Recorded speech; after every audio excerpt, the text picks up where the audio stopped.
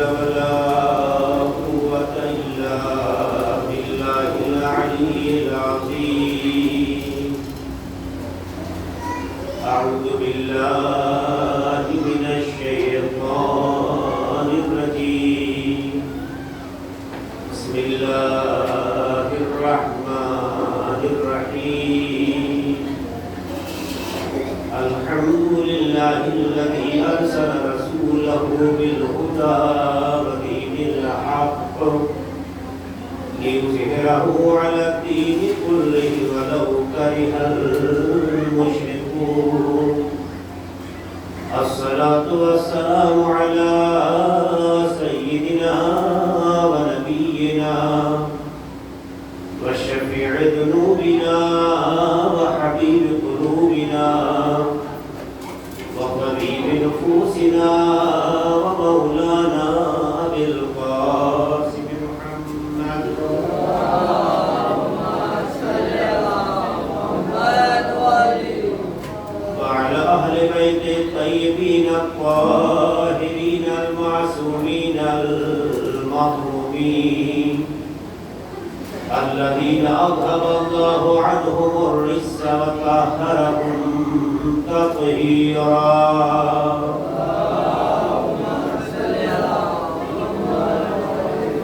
ولعنة الله على أعدائهم وغاصبي حقوقهم ومنكري فضائلهم أجمعين من ليلنا هذا إلى قيام يوم الدين. أما بعد فقد قال الله سبحانه تبارك وتعالى في كتابه المبين وهو أصدق القائلين والصادقين وقوله الحق. بسم الله الرحمن الرحيم.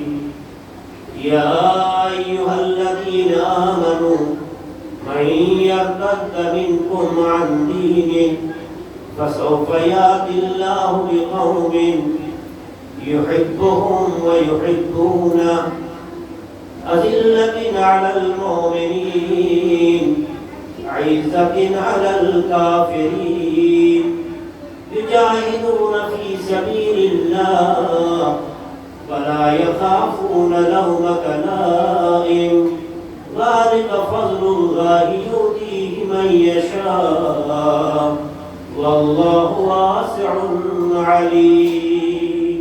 سلام علیکم.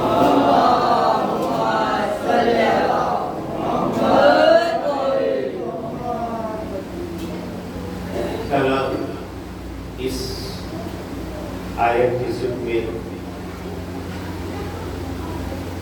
آپ کے سامنے یہ بات پیش کی گئی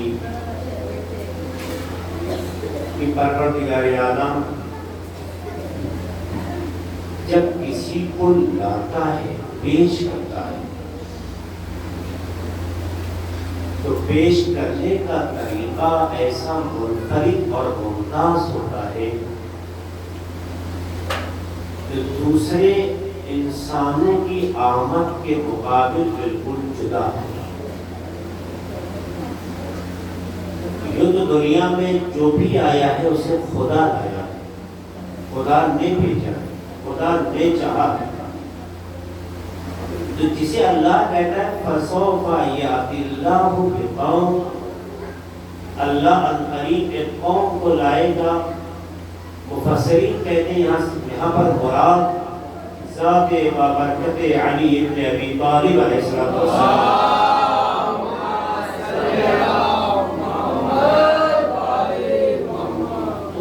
آمد دوسروں کی آمد کے مقابل ایسی منفرد آمد اور ممتاز آمد ہونا چاہیے جس سے پتہ چلے لوگوں کا آنا اور ہے جسے خدا ارادے سے لانے کی بات کرتا ہے تاکہ ایمان کی حفاظت ہو, ارتداد کا منہ توڑ جواب بنے, اس کا وجود سب سے منفرد اور جدا ہو, لگے کہ اللہ اسے لا. پورا واقعہ آپ کے سامنے رکھا ہے.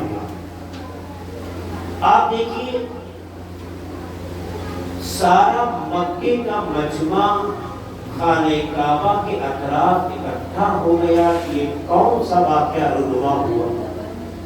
ایک خاتون اس کنڈیشن میں اس کے اندر گئی ہے، نہ تالا کھل رہا ہے اور نہ دروازہ کھل رہا ہے. اس طرح پڑھتا جاتا ہے. تاریخ لکھتے کہ جناب ابو طالب نے جب سنا تو خاندان کی کچھ خواتین کو لے کر آئے، کیونکہ کنڈیشن ایسی نہیں تھی کہ انہیں اکیلا چھوڑا جائے، شاید ضرورت پڑے. لیکن خدا کا انتظام اپنا تھا، ابو طالب کا احساس اپنی جگہ تھا. لے کر آئے، کوششیں کرتے رہے مگر دروازہ نہیں کھلا. 3 دن گزرنے کے بعد اب ظاہر ہے کہ اس واقعے کو جتنے لوگ سنتے جا رہے ہیں، میں نے کل ایک جملہ آخر میں کہا تھا، اللہ اپنی اس قوم کو جسے لا رہا ہے، یہ خانہ کعبہ میں صرف پیدا نہیں کر رہا ہے بلکہ پورے مکے کو اس کی آمد کا گواہ بنا رہا ہے. پورے مکے کو گواہ بنا رہا ہے. اس حقیقت کا کوئی انکار نہیں کر سکتا ہے. 3 دن گزرنے کے بعد جناب فاطمہ بنت اسد اسی راستے سے پھر باہر آئی جس راستے سے داخل ہوئی. تاریخ کے کسی صفحے پہ یہ نہیں ملتا کہ جب خانہ کعبہ میں داخل ہوئی تو اس طرح تھا اور جب باہر آئی تو سراسیمگی کے حالات میں. جانا بھی اطمینان کامل کا حصہ تھا، باہر آنے پر بھی ان کے چہرے پر اطمینان کامل نظر آ رہا تھا. جو مشکل کشا کی ماں ہو اسے کسی مشکل میں احساس اضطراب کیسا، بلکہ ہر قدم پر ان کا ایمان گواہی دے رہا تھا، یہ تم نہیں پڑھ رہی ہو، خدا ہے جو استقبال کر رہا ہے. اور جب باہر آتی ہے تو پورا مجمع اکٹھا تھا. خاندان کے لوگ تیزی سے آگے بڑھے، عورتیں آگے بڑھی. تو کتابیں لکھتی ہیں اہل سنت کے بڑے بڑے رائٹر جو ہسٹری کے ہیں، لکھتے ہیں اثبات الوصیہ، مروج الذهب میں ابن مسعودی، بہت مشہور رائٹر کا نام ہے، وہ لکھتے ہیں یہاں تک کہ عبد الحمید خان دہلوی اپنی کتاب سیرت الخلفاء میں بھی اس ولادت کی کیفیت کو بیان کرتے ہیں. وہ لکھتے ہیں کہ جب یہ خاتون ایک نور اپنی آغوش میں لے کر باہر آئی اور لوگوں نے حالات کو جاننے کے لیے انہیں اپنے حصار میں لیا تو بجائے اس کے کہ سراسیمگی کا اظہار ہوتا یا بے چینی کا بیان ہوتا، آپ نے خطبہ ارشاد فرمایا. اس خطبے میں جو جملے کہے ہیں، خدا کا حمد بجا لاتی ہوں، شکر ادا کرتی ہوں کہ اس نے اپنے سابق سے لے کر آج تک کی تمام خواتین میں مجھے انتخاب کیا. اللہ سے بیان کیا، میں خدا کا حمد و شکر بجا لاتی ہوں کہ پروردگار عالم نے عالمین کی اب تک کی تمام خواتین، جو گزری ہوئی خواتین سے لے کر اب تک کی جتنی خواتین تھی، اس میں مجھے انتخاب کیا. تو پہلی بات یہ ہے کہ ہم نے خدا انتخاب، یہ میرا فیصلہ نہیں تھا، خدا کا ارادہ تھا. پہلا مرحلہ. اس کے بعد کہتی ہے کہ جناب آسیہ بنت مزاحم تاریخ کی ممتاز محترم باعزت خاتون کا نام ہے، پاک دامن باعزت خاتون کا نام ہے. لیکن اللہ نے ان کو بھی جب انتخاب کیا تو اپنے گھر میں اسی حد تک ان کو رہنے کی اجازت دی کہ عام طور پر اضطراری ایمرجنسی حالت میں عبادت کے لیے کوئی آ سکے. اللہ نے آسیہ بنت مزاحم جیسی محترم مقدس باعزت خاتون کو اجازت دی اتنے ہی لمحے کے لیے کہ اضطراری حالت میں اس کے گھر کے ایک گوشے میں کوئی آ کے عبادت کر سکے. اس سے زیادہ کی انہیں اجازت نہیں ملی تمام کمالات کے بعد. پھر کہتے ہیں کہ اللہ نے جناب مریم بنت عمران کو بھی عزت و شرف عطا کی اور انہیں اللہ نے اس طرح سے عزت بخشی کہ جب ان کی ولادت ہوئی اپنے گھر سے ولادت سے پہلے باہر کی طرف رہنمائی کی اور پھر اس درخت کو جو خشک تھا اسے ہلانے کے لیے حکم دیا، جیسے آپ نے ہاتھ لگایا اس سے تازہ کھجور ٹپکنے لگے، گرنے لگے اور رزق حاصل کیا۔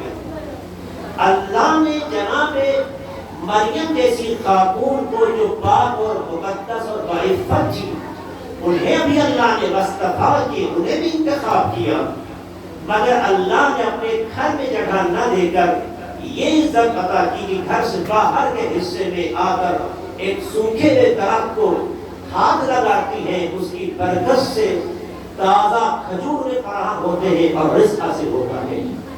تو یہ وہ خواتین کی ایک ایمرجنسی والی کنڈیشن کی جتنی مدت ہوتی ہے اس سے زیادہ ٹھہر نہیں سکی۔ آسیہ بنت مزاحم وہ خاتون جو مادر عیسیٰ علیہ السلام ہیں، انہیں اللہ نے اپنے گھر میں جگہ نہ دے کر بیت المقدس سے باہر ہونے کی بات کہی، مگر عزت و شرف بخشا انتخاب کی بنیاد پر کہ جو درخت سوکھا ہوا تھا اسے تر و تازہ صرف ہاتھ لگانے کی برکت تھی۔ ایک نبی کی ماں تھی، اللہ کے ارادے سے چل رہی تھی، اللہ نے ان کے ہاتھ میں یہ اثر دیا کہ خشک درخت کو ہاتھ لگایا تو تر و تازہ اس نے کھجور دیا اور رزق حاصل کرتی رہی۔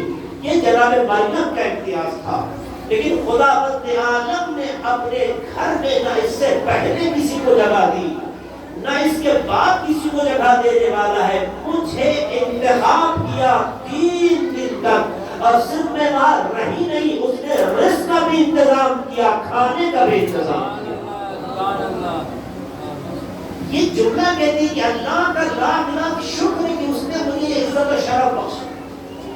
اب یہ جملہ سننے کے بعد ظاہر ہے کہ کسی جب ولادت ہوتی ہے تو ولادت کے بعد عورت کے جسم میں کمزوری آتی ہے، اسی اعتبار سے اس کی دیکھ ریکھ ہوتی نیچرل چیزیں ہے کہ نہیں؟ اللہ نے اپنے گھر میں جناب فاطمہ بنت اسد کو 3 دن تک مہمان بنایا، ان کے کھانے کا اس طرح سے اہتمام کیا کہ ان کی صحت اور ان کی طاقت اور ان کی قوت کے اعتبار سے مفید ہو۔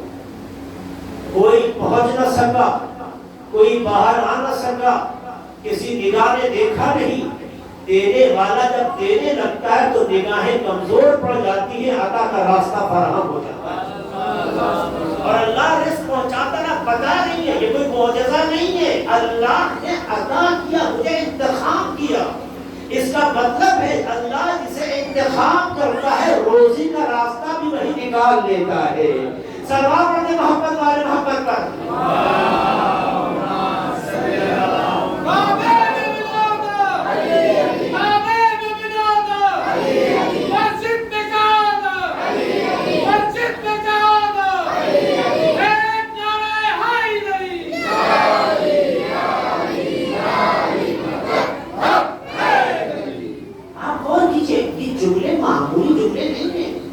ایک قانون کا اس کنڈیشن میں اپنی حالت کا شکوہ نظر نہیں آتا، بلکہ ہر پل پر خدا کا، ہر پل پہ خدا کا شکر و حمد نظر آ رہا ہے۔ اس کا مطلب ہے کہ کوئی معمولی خاتون کا نام فاطمہ بنت اسد نہیں ہے۔ اس کے بعد جناب ابو طالب آگے بڑھتے ہیں اپنے بیٹے کو دیکھنے کے لیے، مسکراتے ہیں جناب ابو طالب، بیٹا ماں کی آغوش میں مسکرا رہا ہے۔ اتنے میں رسول خدا صلی اللہ علیہ وآلہ وسلم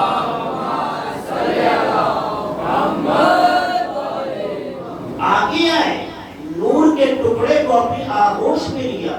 تاریخ کے جملے جیسے ہی آغوش میں لیا، آنے والا بچہ مسکرانے لگا، آنے والا بچہ مسکرانے لگا۔ ایسا لگ رہا تھا کہ رسول نے بھائی کو آغوش میں نہیں لیا، قرآن نے قرآن کو آغوش میں لیا ہو۔ اس کنڈیشن کو دیکھنے کے بعد تاریخ کہتی ہے لوگ حیرت بھری نگاہوں سے دیکھ رہے تھے۔ پیغمبر نے پیشانی اور چہرے کا بوسہ دیا، سینے سے لگایا، پیغمبر مسکرائے، اور اس کے بعد دوسرا رد عمل۔ پہلے تو آغوش بجائے رونے کے، آپ کسی پیدا ہوئے بچے کو جائیے لیجیے تو رونے لگتا ہے، بجائے رونے کے مسکرانا۔ یہ مسکرا کے بتانا چاہ رہا تھا میرے عمر سے میرے وجود کو نہ سمجھنا، میرے معیار پہ میرے وجود کو سمجھنے کی کوشش کرنا۔ رسالت کے چہرے کی زیارت معرفت کے معیار پہ ہو تو لب مسکراتے ہیں، غم زدہ نہیں ہوتے۔ اور اس کے بعد سورہ مومنون کی 11 آیتوں کی تلاوت کی۔ سورہ مومنون کی، سورہ مومنون قد افلح المؤمنون جو سورہ شروع ہوتا ہے۔ قرآن مجید ابھی اس دنیا میں نازل نہیں ہوا، قرآن مجید ابھی کسی نے نہیں پڑھا، عام کسی فرد کو پتہ نہیں، پیغمبر نے بھی رسالت کا اعلان بھی نہیں کیا ہے۔ اعلان رسالت بات کا معاملہ ہے، ابھی رسالت کا اعلان نہیں ہوا ہے۔ آنے والے بچے نے جب زبان کھولی تو سورہ مومنون کی 11 آیتوں کی تلاوت کی۔ جب 11 آیتوں کی تلاوت آگے سے ترجمہ پڑھیے، کتنا معیاری انداز گفتگو ہے اس قرآن کی آیتوں میں۔ مومن کی صفات بیان ہوئی ہے کہ صاحب کردار کا نام مومن ہے، باعفت وجود کا نام مومن ہے، پاک دامن شخصیت کا نام مومن ہے، جو دوسروں کی عفت کی حفاظت کرے اس کا نام مومن ہے، جو اپنے وجود کی عصمت کی حفاظت کرے اس کا نام مومن ہے۔ ان آیتوں کی تلاوت پتہ چلا قرآن کا پڑھنا اور ہے، موقع محل دیکھ کر آیتوں کا انتخاب کرنا اور ہے۔ قرآن کی آیتوں کو پڑھا اور پڑھتے ہیں جیسے ہی آپ کے لب خاموش ہوئے، رسول نے کہا انت واللہ امیر، اے علی یہ تم نے تو مومنین کے صفات بیان کیے، تم تو ان کے امیر و سردار ہو۔ مومنین کے صفات آنے والے نے بیان کیا، پتہ چلا مومنین کے صفات وہی بیان کر سکتا ہے جو امیر المومنین ہو۔ سلام علیہ محمد والے محمد پر۔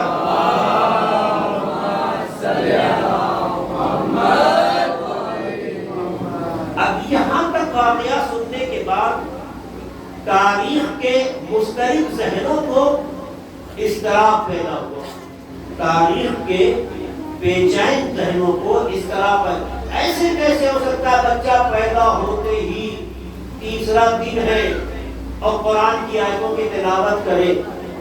یہ اعتراض وہی کرتا ہے جو طوطے کی طرح قرآن تو پڑھنا جانتا ہے مگر قرآن سمجھتا نہیں۔ اگر قرآن سمجھتا ہوتا تو جناب عیسیٰ کا واقعہ پڑھا ہوتا کہ جناب عیسیٰ جب اپنی ماں کی آغوش میں تھے اور سب کے سامنے لائے گئے تو یہی لوگوں نے کہا تھا جناب مریم کو، اے مریم نہ تمہاری ماں بد کردار تھی نہ تمہارا باپ غلط انسان تھا، تو جس کی ماں بھی با کردار ہو باپ بھی با کردار ہو، اس کی بیٹی بغیر شادی کے کنواری رہتے ہوئے ماں کیسے بن گئی؟ سب کا مرحلہ اللہ کے اس نبی کو ماں نے اللہ ہی کے اشارے پر آگے بڑھا دیا۔ جیسے ہی بچہ بولنے لگا تو لوگ لگی میں نہیں مانتا، کہیں میں سنتا دیکھو کہہ کیا رہا ہے۔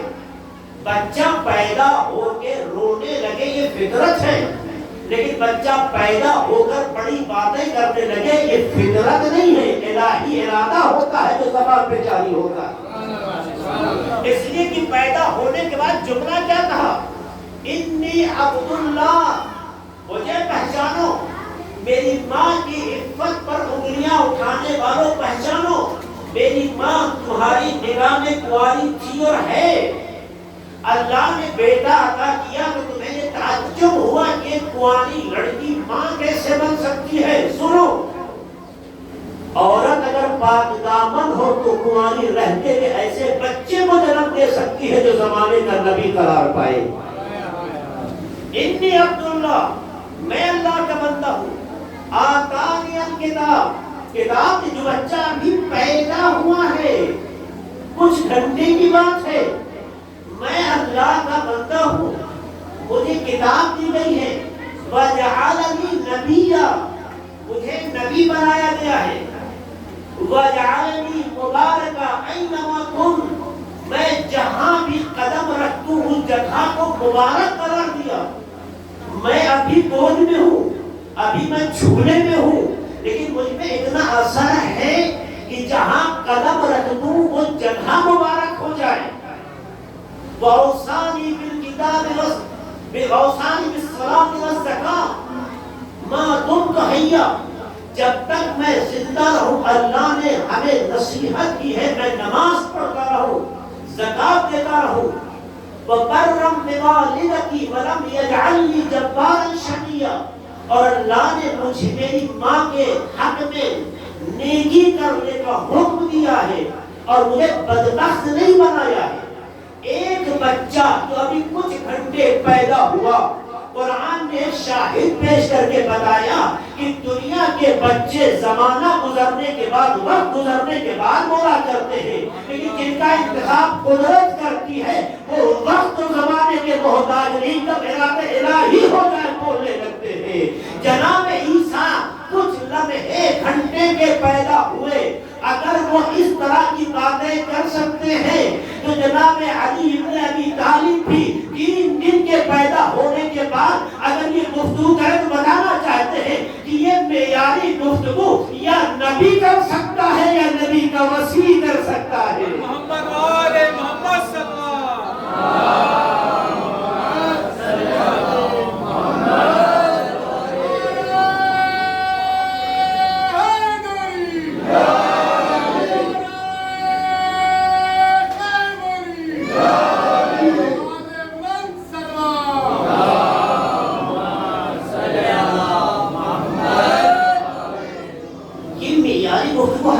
پہلی چیز اگر کوئی کہے کیسے ممکن ہے کوئی تلاوت کر سکے اور اس طرح کی آیت ہے جو قرآن نازل ہی نہیں ہوا؟ قرآن دنیا میں نہیں آیا، آسمان دنیا پہ اتر چکا تھا، آسمان دنیا پہ قرآن نزول کر چکا تھا۔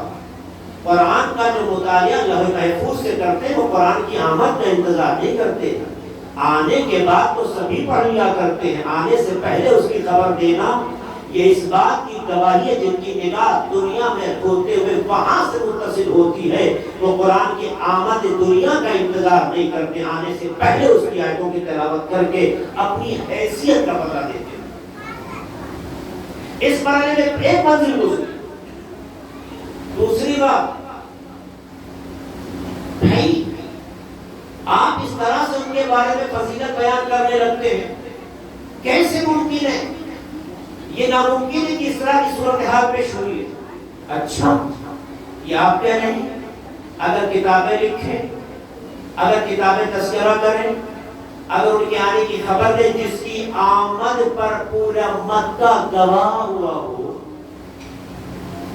اگر وہ آنے کے بعد قرآن کی آیتوں کی تلاوت، بعض آیتوں میں ہے کہ جب رسول نے آغوش میں لیا تو آپ نے توریت کی بھی تلاوت کی، انجیل کی بھی تلاوت کی، زبور کی بھی تلاوت کی، قرآن کے سورہ مومنین کی آیتوں کی تلاوت کی۔ پیغمبر نے اسی موقع پہ کہا ہے، ابھی اعلان نہیں ہوا ہے۔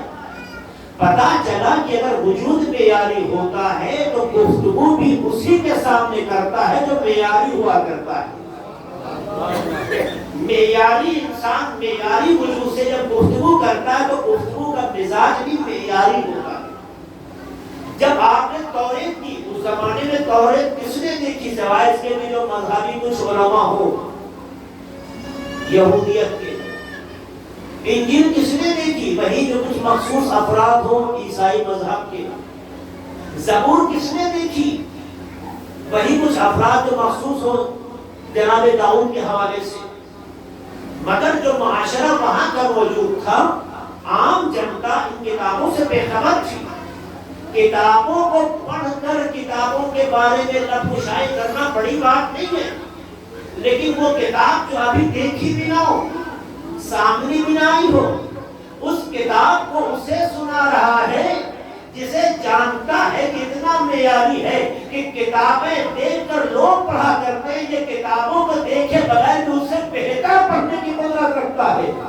اس لیے پیغمبر نے کہا، علی تم نے توریت موسیٰ سے اچھی پڑھی، تم نے انجیل عیسیٰ سے بہتر پڑھی، تم نے زبور داؤد سے بہتر پڑھی، قرآن کی آیتوں کی ویسے ہی تلاوت کی جیسے میں کرتا ہوں.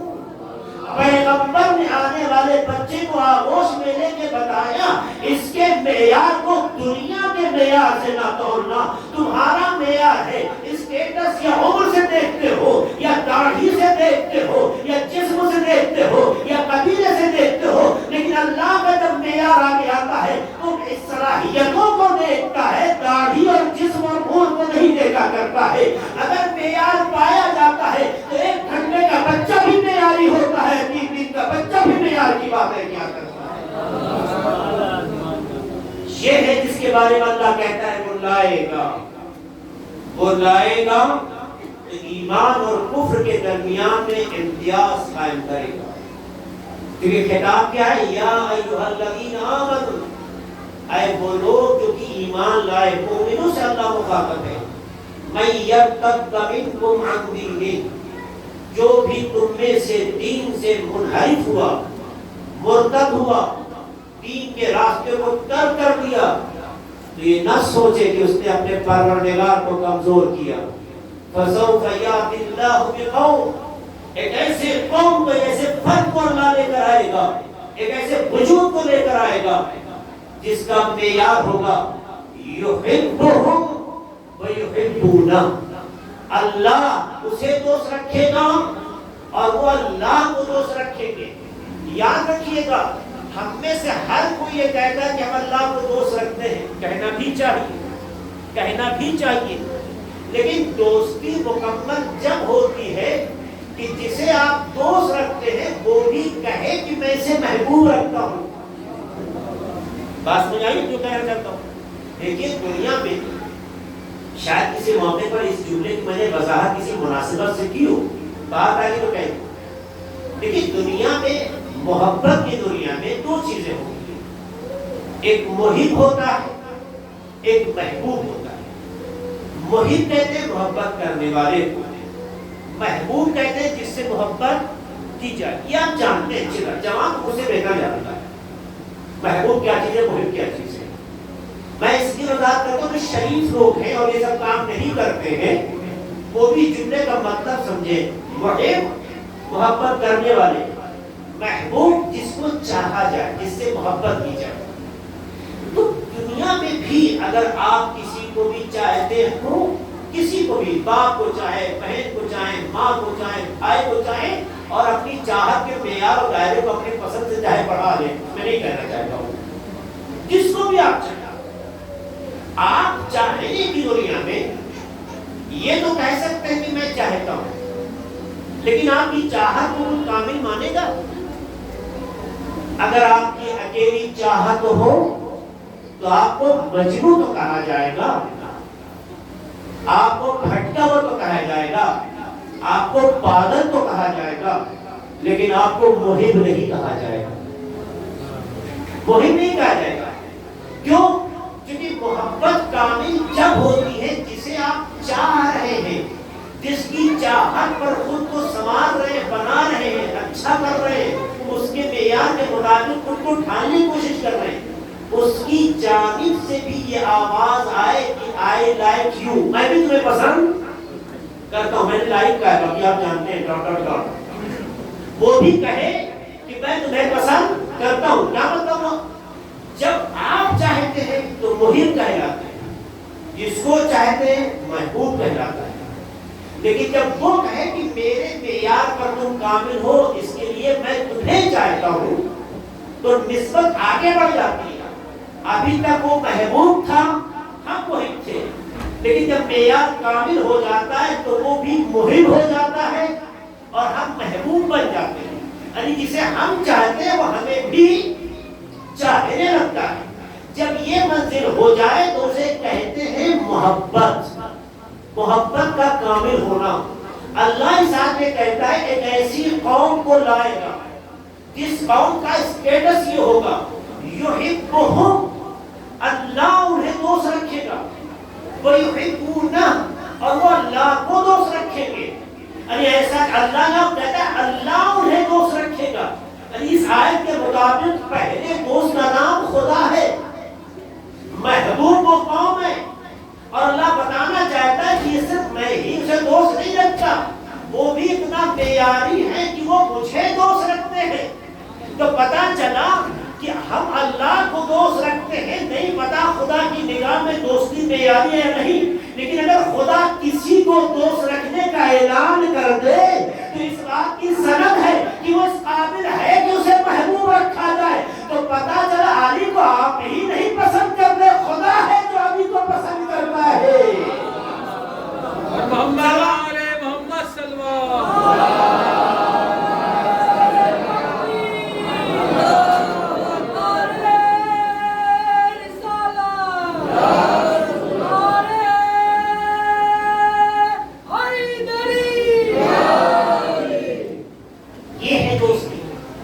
اللہ بتانا چاہتا ہے کہ مرحلہ کامل ہونا چاہیے۔ یہ تو آیت، اب بھائی یہ آیت تو کسی کے لیے بھی کوئی کہہ سکتا کہ آیت آپ لوگ مولا علی سے اتنا محبت کرتے ہیں تو ان کی طرف نسبت دے دیتے ہیں، کاش کہ ایسا ہی ہوتا۔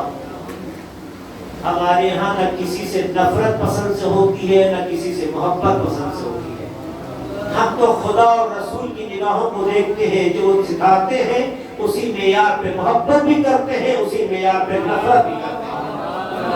اسی لیے اگر محبت کرتے ہیں تو دل سے کرتے ہیں، اور کسی سے نفرت کرتے ہیں تو دل سے کرتے ہیں۔ اگر کوئی محبوب ہے تو دل سے ہے، اگر کوئی منصور ہے تو دل سے ہے۔ تمہارے قصیدہ پڑھنے سے نہ محبوب ہو جائے گا نہ تمہارے کہنے سے منصور ہو جائے گا۔ اے سلام پڑھنے محمد والے محمد پر۔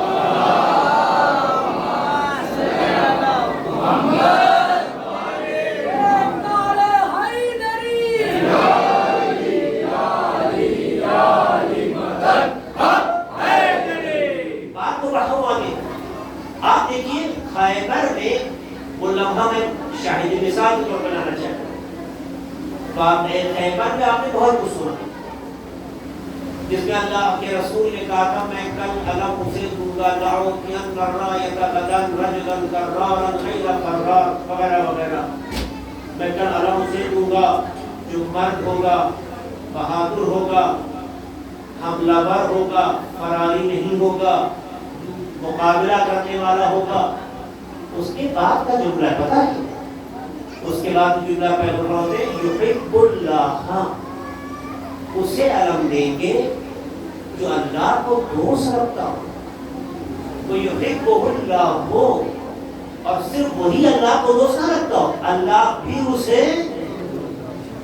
تو بھائی اپنے منہ میاں مٹھو بننے والے، اپنی گلیوں میں شیر کہلانے والے، اپنے کو تو کہہ سکتے ہیں صاحب ہم بڑے بہادر تھے، بڑی تلواریں چلاتے تھے، فالوورز کہیں گے آپ نے کیا دیکھا، تاریخ نے لکھا صحیح نہیں ہے، ارے خیبر نے بہت سے تلواریں چلائی گئی ہیں، ہماری فلاں نے خوب چلائی ہے۔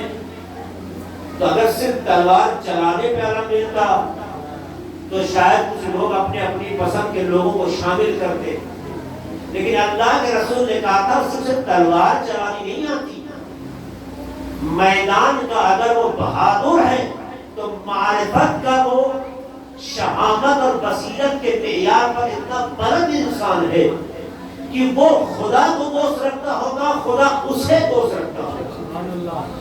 پتا چلا صرف تلوار کا چلانا پیغمبر کو محبوب نہیں ہے، ایسا انسان ہونا چاہیے جو تلوار چلائے تو ایسا شجاع ہو کہ اگر رات کے سناٹے میں بھی چلانی پڑ جائے تو 70 نسلوں کو دیکھ کے چلتی ہو۔ یہ تلوار کا کمال نہیں، اس ہاتھ کا کمال ہے جس سے تلوار لگی ہوئی ہے، وابستہ ہوئی ہے۔ پتا چلا کہ اگر وجود کمال کا ہوتا ہے تو اس سے چیزیں جو وابستہ متصل ہوتی ہے اس میں بھی اتنا اثر ہو جاتا ہے۔ تو اگر تلوار 70 نسلوں کو اندھیروں میں دیکھ لیتی ہے تو علی نسلوں کو دیکھنے میں کتنا بلند معیار پہ ہوگا۔ صدا پڑھنے محمد والے محمد پر۔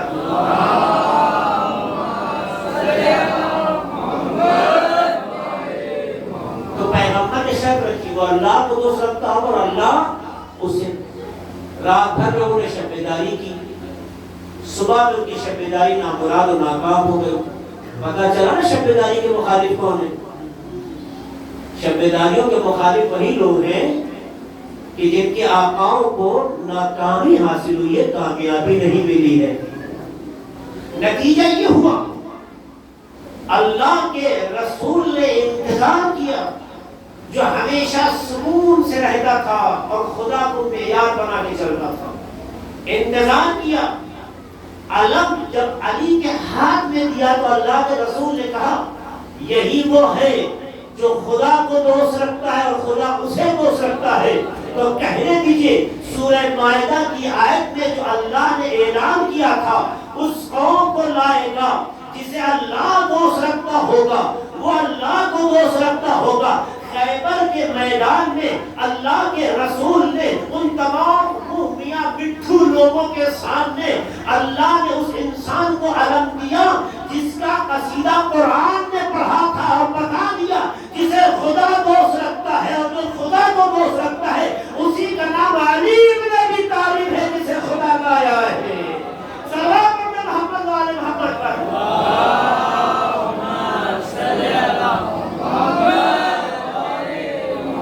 بات کو سمیٹنا چاہتا ہوں، اس سے ایک میسج ملا۔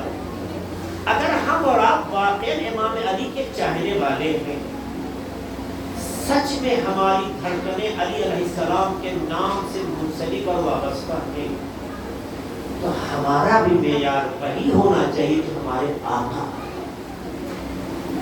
ہمارے آقا خدا کو دوست رکھتے تھے اور خدا انہیں دوست۔ آپ علی والے ہیں، آپ کا بھی معیار یہی ہونا چاہیے کہ آپ خدا کو دوست رکھیں، خدا اگر یہ معیار ہے تو حق ہے کہ آپ کہیں نعرہ حیدری، اور آپ حق رکھتے ہیں کہ آپ کہیں کہ میں علوی ہوں۔ اور اگر نہیں ہے تو کوشش کریں اس فرش عزا کے صدقے میں ہم ایسے بن سکیں جیسا کہ ہمارا آقا۔ میرے عزیزوں، میرے بھائیوں، مرحلہ سخت بھی ہے اور بہت آسان بھی۔ اہل بیت دعووں کے پیچھے نہیں دوڑ، اہل بیت چیخ اور پکار کے پیچھے نہیں دوڑ۔ جو چلاتے ہیں نا کسی بھی مسئلے کو، جو چلاتے ہیں نا، یہ پیغام دیتے ہیں کہ اندر سے خالی ہے۔ شور وہی ہوتا ہے جہاں اندر خالی ہے۔ ڈھول کو دیکھا ہے نا آپ نے، کہتے ڈھول کی آواز کیوں تیز سنائی دیتی ہے؟ کیونکہ اندر سے وہ خالی ہو، اور جو اندر سے بھرا ہو نا اسے پیٹیے تو دھک دھک کی آواز آئے گی، شور نہیں ہوگا۔ چیخنا اندر سے خالی ہونے کی علامت ہے۔ جب وہ چلانے کا نام حق ہونا یا حق کا اعلان کرنا نہیں ہے۔ کوشش کریں اپنے کو اندر سے اتنا مضبوط کریں کہ آپ کی آواز آپ کا کردار، آپ کی زبان نہ بولے، آپ کا کیریکٹر بولے۔ اور انسان جس ماحول میں تربیت پاتا ہے، جیسی تربیت ملتی ہے ویسے مظاہرہ کرتا ہے۔ میں اس بات کو کل مکمل کروں گا۔ جیسی تربیت ملتی ہے ویسے مظاہرہ کرتا ہوں۔ ہماری ذمہ داریاں بہت زیادہ ہیں۔ آئیے کوشش کریں یہ دن، یہ ایام جو امام علی علیہ السلام سے منسوب ہیں، اس میں اپنے اندر وہ معیار پیدا کریں جس سے دنیا یہ کہے کہ غلام علی ہے، یہ امام علی کا چاہنے والا ہے۔ امام علی کا چاہنے والا قرآن سے مانوس ہوتا ہے، اللہ کے گھر سے وابستہ ہوتا ہے، بڑوں کا احترام کرتا ہے، پڑوسیوں کو تکلیف نہیں پہنچاتا ہے، دوسرے کے درد میں شریک درد ہوتا ہے، دوسروں کی مشکل میں ہمدرد بنتا ہے، دوسروں کی بھوک کو مٹانے کے راستے پر ہم کرتا ہے، خود کا پیٹ بھر کے دوسروں کے بھوک پر مذاق اڑانے والا یا خاموش رہنے والا علی کے راستے پہ چلنے والا نہیں۔ آپ اس علی کے ماننے والے ہیں جس کی زندگی ہمیشہ دوسروں کے لیے واقع۔ یہی وجہ ہے کہ علی ہر کسی کی آواز ہے، ہر کسی کی پسند ہے۔ اور آپ دیکھیے مولا علی جن کے اوپر اتنا بڑا حادثہ تاریخ کی ان ایام میں جو گزر رہے ہیں، بارونما ہوا 1400 برس پہلے ہوا، لیکن آج بھی اسے لوگ یاد کرتے ہیں، پہلے دل آنسو۔ کس علی کو مارا؟ وہ جو دوسرے کے درد کو اپنا درد سمجھتا تھا، وہ جو دوسرے کی بھوک کو زیادہ احساس کرتا تھا، وہ جو لوگوں کی آبرو کی حفاظت کرتے ہوئے رات کے سناٹے میں مدد کرتا تھا۔ اے عزادارو، علی علیہ السلام کے سر پہ جب ضربت لگی تو جملہ کہا تھا، فزت ورب الکعبہ، رب کعبہ کی قسم میں کامیاب ہو گئے۔ مجھے اتنا بتائیے کیا علی کی زندگی میں بھی کوئی ایسا لمحہ تھا جہاں ناکامی کا تصور ہو؟ نہیں، مگر امام نے یہ جملہ کہا تھا، اس کے پیچھے جہاں بہت سی حکمتیں تھی، ایک حکمت یہ تھی کہ جس نے مجھے تلوار سے ضربت لگوائی ہے اس نے شام میں پوری حکومت کو لگا دیا تھا یہ بتانے میں کہ علی کا نماز سے کیا رشتہ ہے، مگر اس نے علی کے سر پر نماز کی حالت میں ضربت لگا کے اپنے تمام پروپیگنڈوں کو ناکام کر دیا۔ اب دنیا دیکھے گی علی کہاں مارے گئے، کہاں سجدے سے سر اٹھاتے ہوئے مارے گئے۔ اس کا مطلب یہ ہے کہ حکومت کا پروپیگنڈا ناکام ہو گیا، علی کامیاب ہو گیا۔ اگر امام علی کو ضربت لگی، خون فوارے کی شکل بہا، امام حسن اور دوسرے چاہنے والوں نے امام کو سہارا دیا، اٹھایا۔ تعریف کے جملے پڑھیں گے، خدا نہ کرے کسی کے جوان بیٹے بابا کو اس عالم میں دیکھ رہے ہو جو امام حسن حسین، اس بابا کی جس میں کائنات نازا ہو، اسے اس حالت میں دیکھا ہو۔ چاہنے والوں کو مجمع تھا، پورا کوفہ امٹ کر آ گیا تھا، آقا ارے کتنے خوش نصیب ہیں آپ کے سر پہ ضربت لگی تو پورا کوفہ گریا گناہ ہے۔ اے آقا یہ 40 ہجری ہے، 21 ہجری اور گزرے گی 61 ہجری، ارے یہی کوفہ ہوگا، آپ کے بچوں کی فریادیں بلند ہوگی، ارے بجائے گریہ کرنے کے تماشائی ہو۔ 20-21 سال میں کوفہ اتنا بدل گیا۔ عزادار تاریخ کے جملے امام حسن و حسین چاہنے والوں کے ساتھ چل رہے ہیں، آقا کو سب سہارا دیے ہوئے۔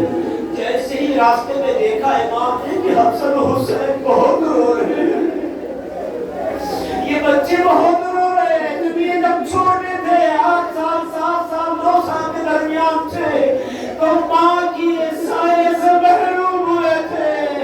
آدمی 30-35 سال سے اوپر کا اکثر عمر کے اعتبار سے ہو رہا ہے، ارے بابا کے سائے سے محرومیت کی طرف بڑھ رہے ہیں۔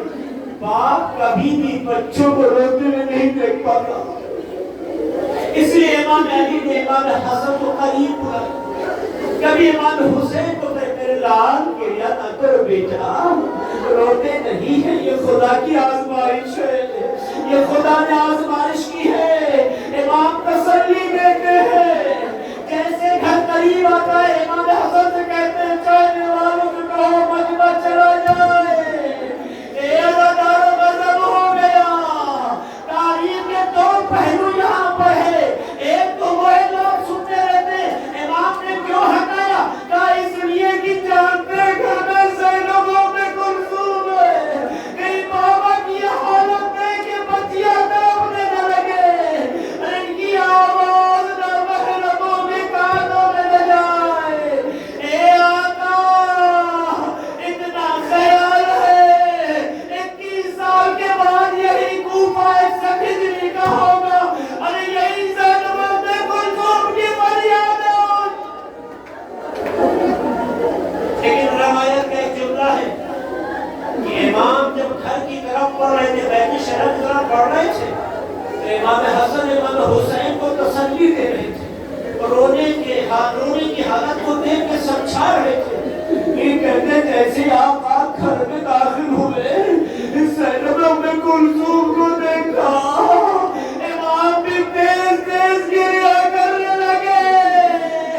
اے آقا جب بیٹے رو رہے تھے تو سمجھا رہے تھے، لیکن جیسے بیٹیوں کو دیکھا ہائے تڑپ تڑپ کے رونے لگے۔ شاید آواز دے رہے ہو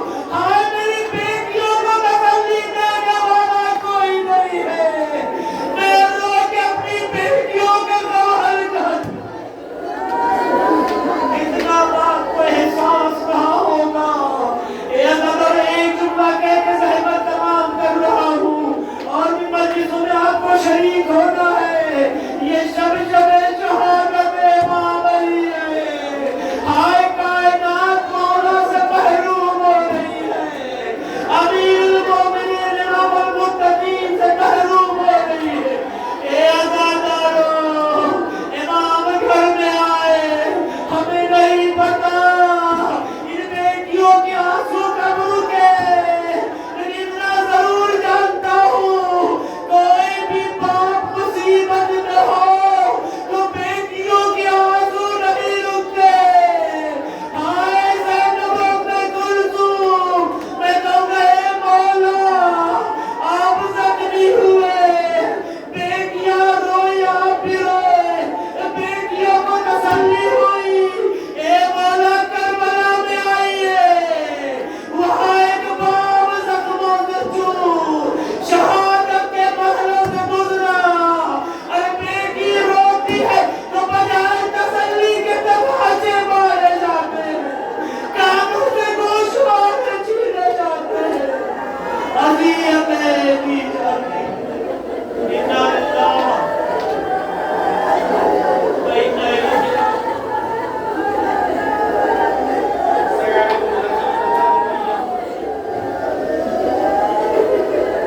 खुदाया इस लोगों से सबर कबूल फरमा। खुदाया अभी आप लोग एक नमाज में ज़ियारत आप करना चाहते हैं, एक नमाज रुक जाइए, एक नमाज रुक जाइए, दुआ या कलिमात पूरे करने दीजिए। खुदाया इबादत को कबूल फरमा। कल मजलिस नमाज सुबह के बाद भी यहाँ होनी है और ताबूत की ज़ियारत होगी, इसलिए आप हज़रात नमाज सुबह में वक्त पाबंदी से तशरीफ लाइएगा। और एक सूरह फातिहा के लिए कहा गया, इसे आप पढ़ लीजिएगा। फजल हुसैन इब्ने गुलाम अली और मलिका बिन्त शमशेरू। मौला की खिदमत में हम सब फरियाद करते कि मौला हम सबको अपने गम का शरीक करार दे और हम सबको अहले बैत के रास्ते पे